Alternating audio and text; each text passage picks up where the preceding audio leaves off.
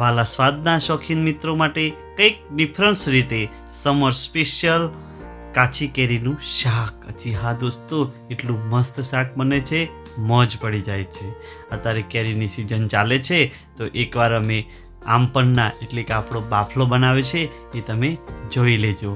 આજની રેસીપીમાં શાકનો ટેસ્ટ એટલો ગજબનો આવશે કે ઘરના બધા લોકો આંગળા ચાટતા રહી જશે, ગેરંટી છે દોસ્તો.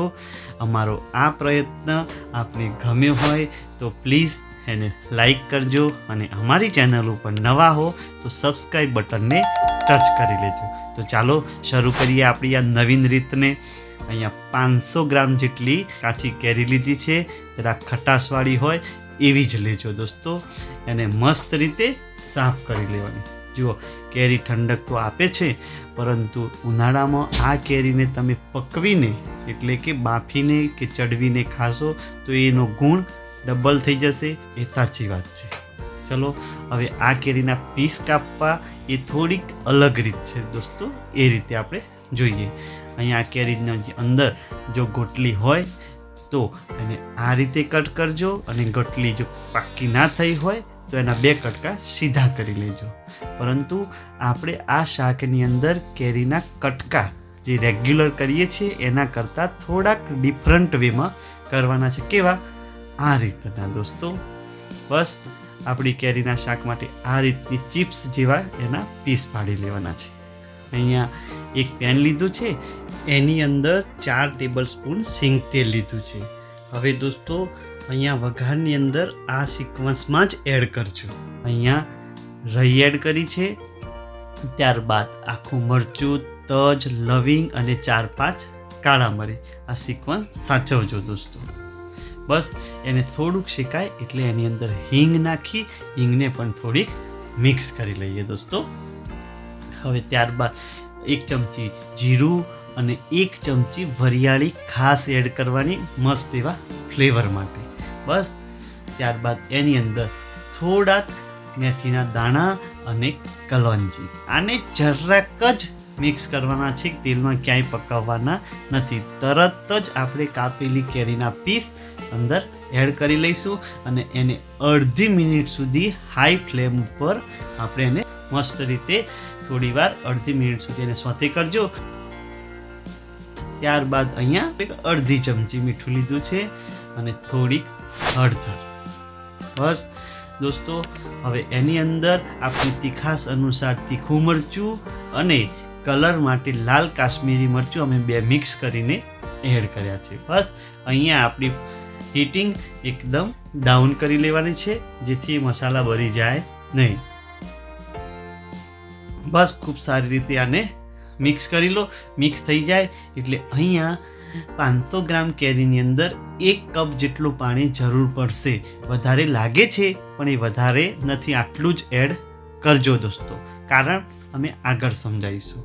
બસ હવે એને આપણે 2 જ મિનિટ સુધી પકાવવાનું છે, વધારે પકાવવાનું નથી.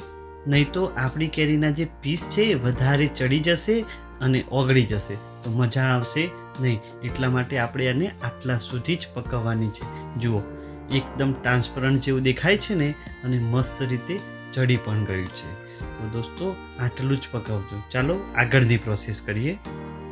કેરીના શાકમાં દર વખતે ગોળ યુઝ થાય છે, પણ અમે આ વખતે સાકર યુઝ કરી છે, કારણ કે સાકરની તાસીર ઠંડકવાળી હોય છે, એટલા માટે સાકર આપણે લીધી છે દોસ્તો. અહીંયા એ સાકરને અમે દળી લીધી હતી એડવાન્સ. બસ એ સાકરને આપણે અહીંયા એડ કરીએ છીએ. બસ હળવા હાથે ખૂબ સારી રીતે સાકરને મિક્સ કરી લો. દળેલી છે અને શાક ગરમ છે એટલે એને ઓગળતા વાર લાગશે નહીં દોસ્તો. હવે આ બધું મિક્સ થઈ જાય એટલે ફક્ત ને ફક્ત 1 મિનિટ સુધી એને આપણે ધીમા તાપે ઢાંકી લેવાની છે. ચાલો હવે અહીંયા આપણે અડધી ચમચી જેટલું સંચળ લેવાનું છે દોસ્તો. ત્યારબાદ અડધી ચમચી જેટલો ગરમ મસાલો, અને હા જો આગળ મીઠું લીધું હતું એટલે આપણે સંચળ એ પ્રમાણમાં લેવાનું. અને એક ખાસ વાત, અહીંયા આચાર મસાલો 1 ચમચી એડ કર્યો છે, આનાથી ટેસ્ટમાં ગજબનો ફેર આવશે દોસ્તો. તો ચાલો બધું ખૂબ સારી રીતે મિક્સ કરી લઈએ અને આ વિડીયોને લાઈક પણ કરી દઈએ દોસ્તો. અહીંયા મીઠું આપણે ચેક કરી લઈએ. ચલો મીઠું પણ ઓકે છે. હવે એની કન્સિસ્ટન્સી જુઓ, કેટલી કન્સિસ્ટન્સી રાખવાની છે, આટલી જ. લાગે છે બહુ પતલું, પણ આ જ ખાસ ધ્યાન રાખજો, આટલી જ કન્સિસ્ટન્સી રાખવાની છે. કારણ કે દોસ્તો આ શાક ચટણી સ્વરૂપે આપણે યુઝ કરી શકીએ છીએ. જો આને બહાર રાખશો તો 1 અઠવાડિયું, અને ફ્રીજમાં રાખશો તો વધારે સમય સુધી પણ આપણે એનો ઉપયોગ કરી શકીએ છીએ. એટલે આટલી કન્સિસ્ટન્સી રાખવી જરૂરી છે. લો, આપણું શાક કે ચટણી તૈયાર. ચાલો આપણે આ શાકને સર્વિંગ કરીએ. જુઓ દોસ્તો, મસ્ત એવા પીસ દેખાય છે ને, ક્યાંય પીસ ખાસ કરીને ઓગળ્યા નથી. બસ આ જ ખાવાની મોજ છે. તો દોસ્તો, અમારો આ પ્રયત્ન આપને ગમ્યો હોય તો પ્લીઝ એને લાઈક કરજો અને સબસ્ક્રાઈબ બટનને પણ ટચ કરી લેજો, જેથી અમે તમારી જોડે હર હંમેશ આવતા રહીએ. દોસ્તો, આ લાલ ચટાક ખાટું મીઠું શાક આલુ પરોઠા જોડે ખાવાની બહુ જ મજા આવે છે. તો આ લિંક ટચ કરજો અને મજાના આલુ પરોઠા આપની સમક્ષ હાજર હશે. ત્યાં સુધી જય હિન્દ, વંદે માતરમ. સબસ્ક્રાઈબ